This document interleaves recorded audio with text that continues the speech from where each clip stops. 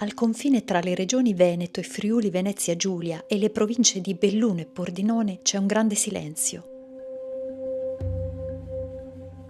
Il Piave e il suo bacino fece sognare l'Italia delle grandi opere del miracolo italiano. Quel sogno però diventò l'incubo della diga del Vajont.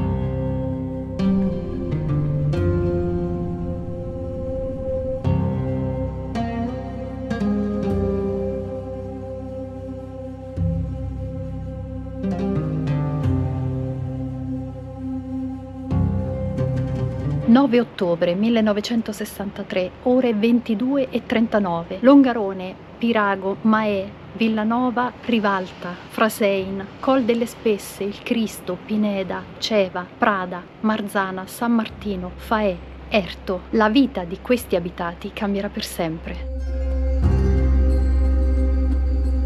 Per raccontare questa storia bisogna fare un passo indietro, fino al secondo dopoguerra o addirittura ancora prima. L'Italia del boom economico del 1957 richiede urgentemente energia e la SADE, Società Adriatica dell'Elettricità, privata e nazionalizzata nel 62 diventando proprietà dell'Enel, vede nella stretta gola del Vajont, tra le prealpi Carniche e il Monte Toc, caratteristiche geologiche favorevoli e la possibilità di utilizzare la valle come bacino artificiale. Nasce il progetto Grande Vajont. C'è un prima dell'arrivo della SADE, in cui le isolate comunità interessate vivevano di agricoltura e piccolo commercio.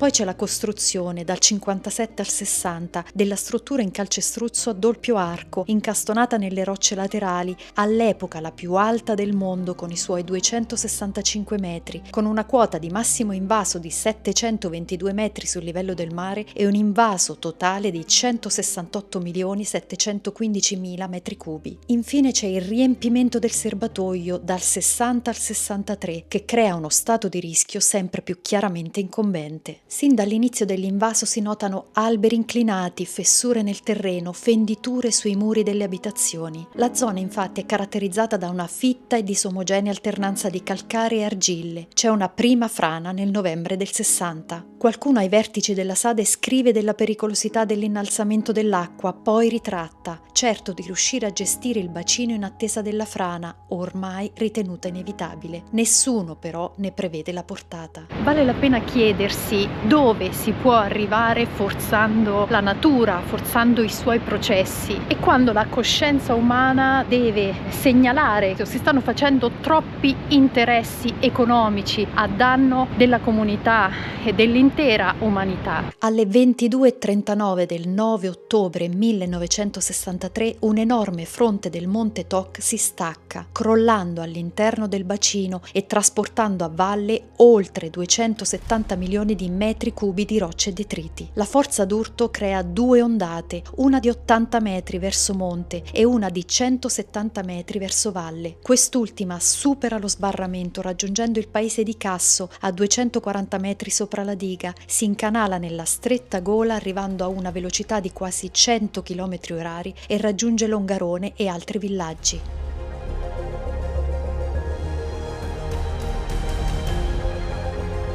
240 secondi per cancellarne ogni traccia.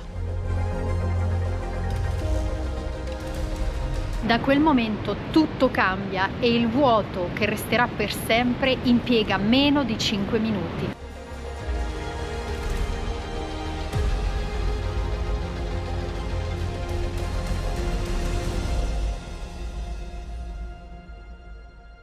Gli smottamenti e i boati che i sopravvissuti ricordano, oltre al dolore incancellabile, hanno un'evidente e irreversibile prova: il mutamento radicale del paesaggio. Laddove c'era una profonda valle, c'è ora una montagna formatosi quella notte.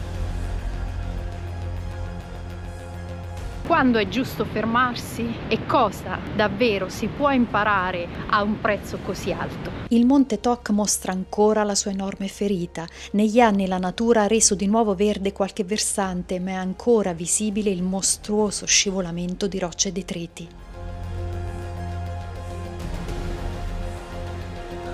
Ci avviciniamo alla comunità di Erto Vecchia. Un delizioso agglomerato di case oggi abbandonato. Per decenni i villaggi coinvolti sono stati evacuati per ragioni di sicurezza. Vittime di un eccesso di ottimismo prima, pagheranno poi un eccesso di prudenza. Fino a salire a Casso, oggi unico comune insieme alla vicina Erto, rompendo il silenzio sacro delle sue viuzze di una giornata d'estate, così lontana da quell'inizio d'inverno devastante, immaginando quanto un intervento esterno possa sconvolgere gli equilibri duramente costruiti nel tempo da piccole comunità. La memoria insegna e quei nomi di bambini scomparsi, ricordati con dignitosa semplicità, riporteranno per sempre alla luce il ricordo di uno degli eventi più drammatici della recente storia italiana.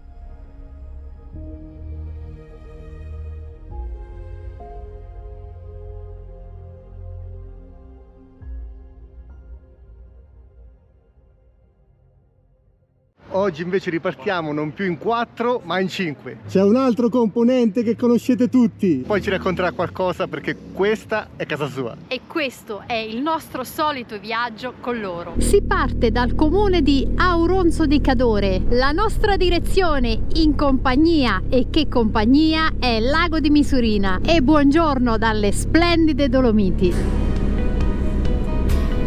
Anche qua, come ho già detto nelle Marche, la mattina ti alzi, caffettozzo, guardi quello che c'è intorno E hai fatto giornata, come si direbbe. Vi abbiamo risparmiato la strada da Vannes di Cadore a Longarone e da Longarone ad Auronzo, Perché dalla diga del Vaillant forse l'unica cosa che potevamo portare sul canale era il silenzio, e così ci siamo comportati. Vi vogliamo rendere partecipi di quello che stiamo vedendo in questo momento, semplicemente attraversando il paese di Auronzo.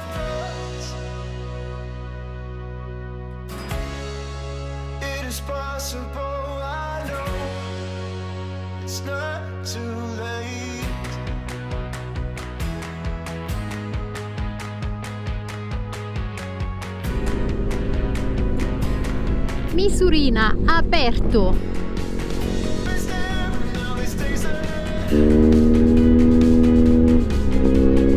Strada, quella che stiamo percorrendo, strepitosa. il traffico un po' meno. Qua si rifà l'asfalto. Diversi lavori in corso incontrati anche sul passo di Rest che avremmo dovuto fare oggi, ma che dall'1 al 12 settembre sarà chiuso per lavori. Beppe si chiedeva come mai, dato che è settembre e magari il turismo c'è ancora, ci è venuto in mente che può giocare una componente il fatto della Milano-Cortina 2026. Probabilmente la zona si vuol far trovare in ottima forma, o magari la nostra è solo una congettura sbagliata. Siamo quasi arrivati al lago, ma i lavori continuano. Personalmente odio il fondo stradale in queste condizioni, in moto ovviamente, ma al tempo stesso voglio condividere un confronto tra la GS e la Tenerona con il telelever, il fatto appunto che l'anteriore lo si sente, lo si percepisce di meno. La sorellona restituisce più sicurezza. Poi se effettivamente c'è più sicurezza o meno, questa cosa meglio non scoprirla mai. Circondati. Siamo nel paradiso terrestre.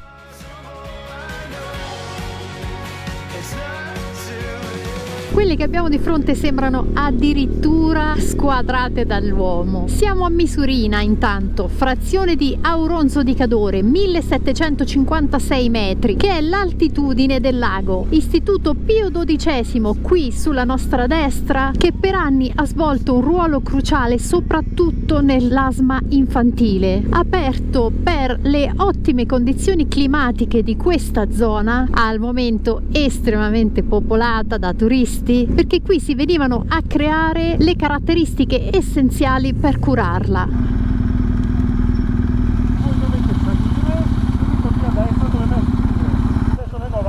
Lago di Misurina che misura un perimetro di circa 2,6 km e che dal 2022, a causa di una falla nella parte sud che si è aperta, continua a perdere acqua. Chi si occupa della manutenzione sta un po' lavorando in questo senso, anche per raccogliere fondi che possano permettere di correre ai ripari. Sono appena qui sulla curva. Beppe ci abbandonerà mentre noi proseguiamo verso le 3 cime di Lavaredo, proprio perché per poter accedere, soprattutto in questo periodo, bisogna prenotare il parcheggio. L'hanno fatto proprio per contingentare anche la presenza di turismo. Da qua alla sbarra sono 1,8 km. Il costo a mezzo è di 26 euro per 12 ore. Accedendo al sito vi danno l'orario disponibile, da quell'orario avete 12 ore in cui potete soggiornare anche senza uscire dal parcheggio. Per essere pignoli, 26 euro per la moto, 40 per l'auto e 60 per i camper. Se venite in camper e volete dormire, si può fare, l'importante è non fare campeggio, quindi niente tendalino, niente tavolinetti, sedie e quant'altro.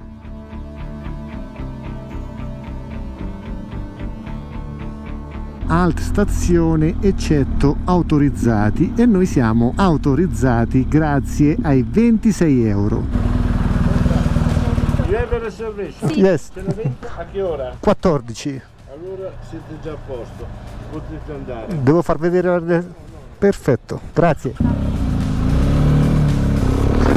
Quando fate la prenotazione dovete mettere la targa del vostro veicolo, quindi come avete appena visto all'ingresso non vi chiederanno nulla. Noi avevamo la prenotazione per le 14, ora sono le 16, quindi si può entrare nell'arco delle 12 ore quando volete. Quindi la domanda a che ora ce l'avevate è stata più una prova del 9 per vedere se eravamo pronti a dare un orario. Dai, meglio così. Assolutamente sì. Quindi adesso godiamoci queste 26 euro tutti insieme. Anche perché stasera non si fa cena per via dei 26 euro già spesi, quindi almeno godiamoci il panorama.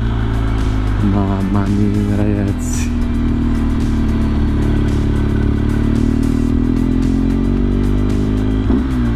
qualche tornantone lungo la salita, eccone un altro, ma tra Piemonte, Lombardia, Trentino siamo super costumbrati.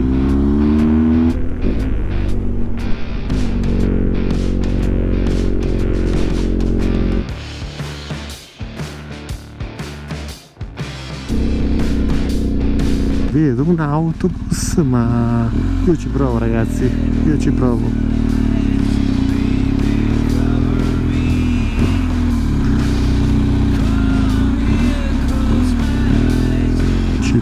Ci provo, lo so che sono ingombrante anch'io, però dai, che come un'anguilla ne siamo usciti fuori. Comunque avete visto tanti autobus, perché se non volete venire con il mezzo proprio, quindi pagare il biglietto per il vostro mezzo, potete venire con l'autobus da Auronzo, ma non ne conosciamo il prezzo effettivo. Ragazzi, ma che roba è? Che roba è?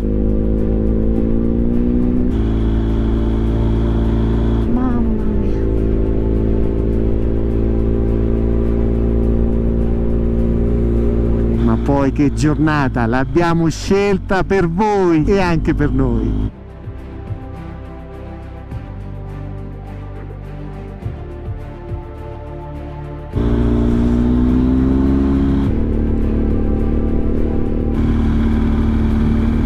Mamma mia.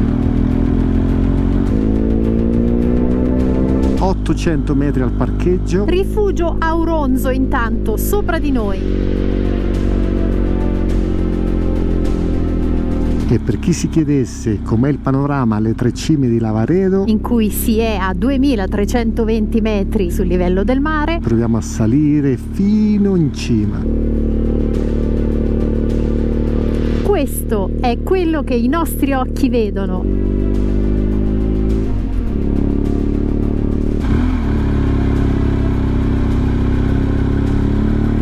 Qui è proprio il caso di dire no paoe. Nostro nipote sempre messo in mezzo. Mamma mia, mamma mia. Mamma mia. È incredibile, le tocchiamo quasi con un dito. Che emozione. Bisognerebbe fare questo sentiero per vedere le 3 cime dalla prospettiva migliore. Purtroppo siamo anche in moto, torneremo sicuramente in altre vesti, ma vi lasciamo l'immagine presa dal web.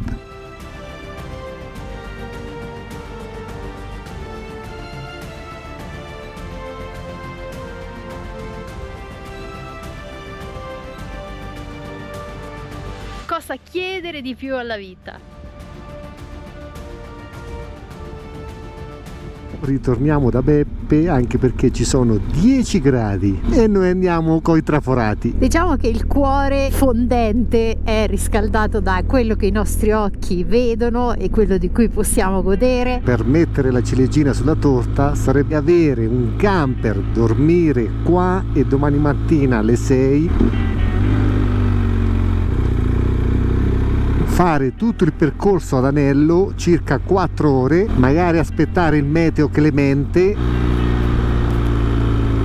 per poter fare delle foto pazzesche, ovviamente camper con moto a seguito. Questo fa parte dell'11° comandamento, scritto anche nel contratto prematrimoniale. Quindi spunta messa per camper più moto e salutiamo per il momento le 3 cime di Lavaredo, la cui cima più alta, cima grande, raggiunge i 2999 metri. Nei dintorni delle 3 cime cade il confine tra la provincia di Belluno, Auronzo di Cadore e Dobbiaco, Bolzano, confine che è stato ristabilito dopo la prima guerra mondiale ed è lo stesso che nel 1752 divideva il Sacro Romano Impero dalla Repubblica di Venezia. Quelle che stiamo attraversando sono evidentemente delle terre mitiche, ricchissime di storia, oltre che di una bellezza esaltante, riconosciuta in tutto il mondo, tanto che le 3 cime di Lavaredo sono tra gli alpinisti le cime più note al mondo.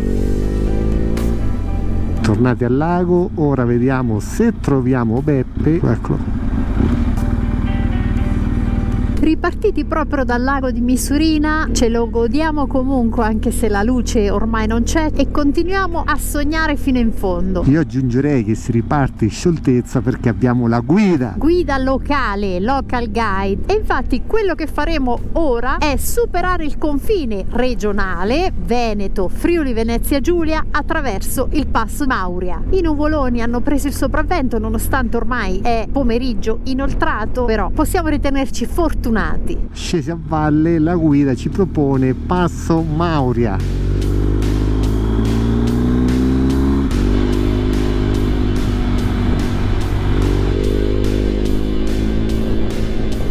Però prima Pelos di Cadore, che il Pelos fa sempre bene. Restiamo i 62 anni di Beppe. Testa anche i tuoi, però di 47. I miei fanno per 62. Entrati nel territorio di Lorenzago di Cadore, l'ultimo comune che ci accompagnerà verso il Friuli Venezia Giulia.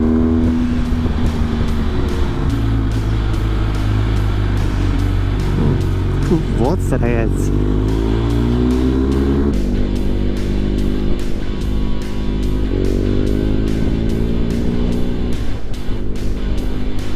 Che bella!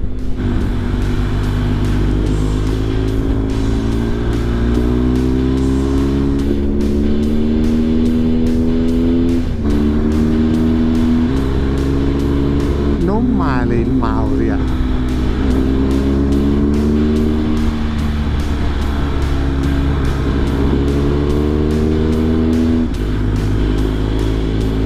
Bella questa.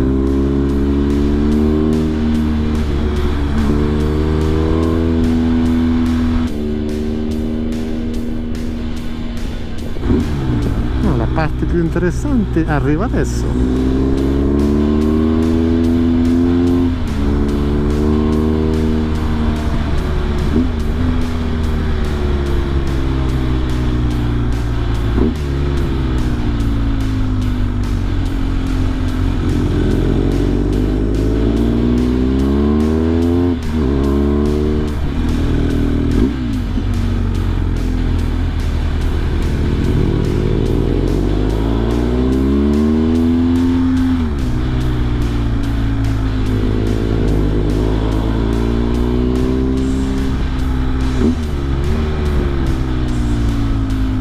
L'asfalto è perfetto qua.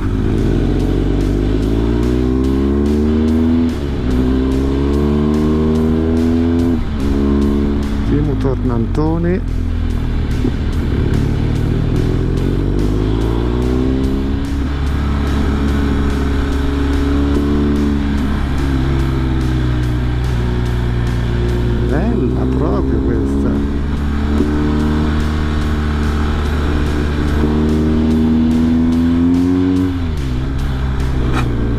cavalletto, pedana. Sono troppo morbide queste sospensioni.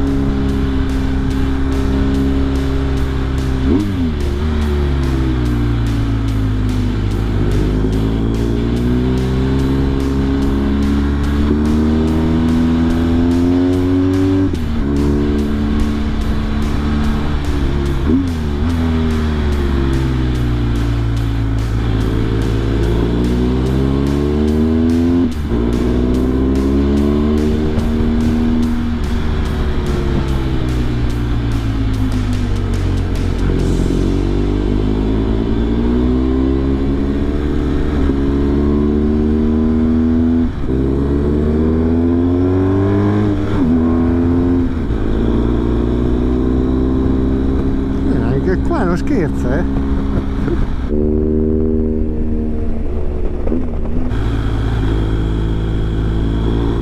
Si vede una cippa. Ci siamo, Passo Mauria, 1298 metri. Bellissimo, bellissimo. Molto verde. Ma poi non c'è nessuno a quest'ora, spettacolo proprio. Benvenuti in Friuli Venezia Giulia. Forni di Sopra, 8 chilometri.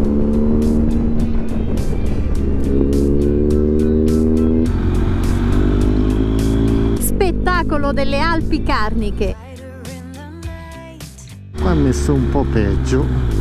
Sì, primo tratto un po' peggiore, ma adesso riprende. Il tecnico Mi sento un po' Guido Meda in questo movimento. Marc Marquez la potrebbe anche ingaggiare. Lo riprende! Buttati tu piuttosto, buttati.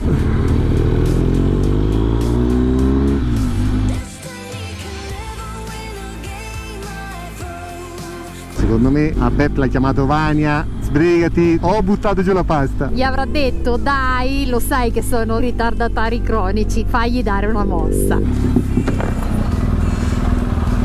quel cappello lì, sopra in cima, parte il collo. Nasce proprio qui, scorre per tutta la regione fino a gettarsi nel mare Adriatico. Spettacolo celestiale, il sole non ci assiste, ma è bello lo stesso. Questo è bello, anche se è tanto stretta. Forni di Sopra, proprio qui, Friuli Venezia Giulia.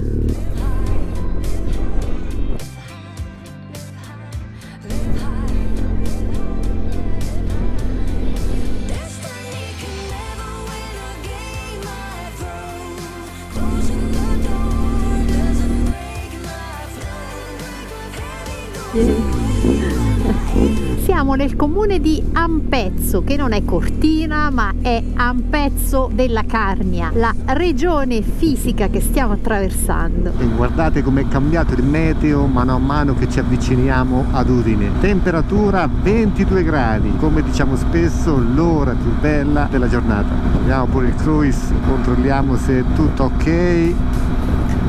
Grandissima.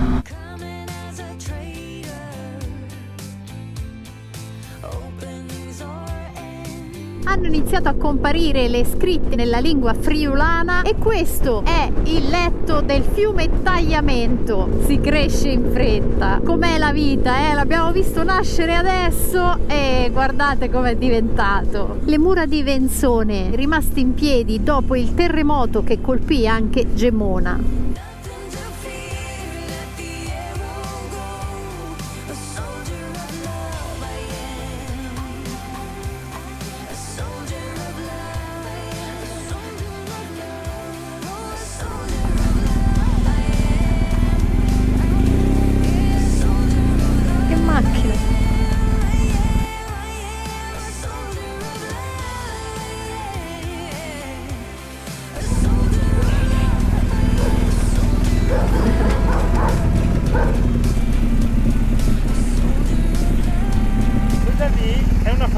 Una fraschia, che è una casa dove alla sera, soprattutto d'estate, in inverno no, mettono fuori di tavolo formaggio, salame, prosciutto e vino. In realtà voi penserete che siamo in provincia di Udine, ma no, perché vedete le empanadas. E dove siamo se si vedono le empanadas? Qui sono quasi le 8:30. Io è tutto il giorno che li aspetto, perché questi se ne sono andati via in moto. Ormai vivono in Friuli, quindi ci vuole un po' di... ormai vivono in Friuli, per cui ci vuole un po' di rigore. E mentre qua si prepara il gelato... Questo è come mangiavamo il gelato noi quando eravamo piccoli. 300 km in moto se lo stramerita. No. Vai Beppe, assaggia e facci sapere. Top. Buonanotte.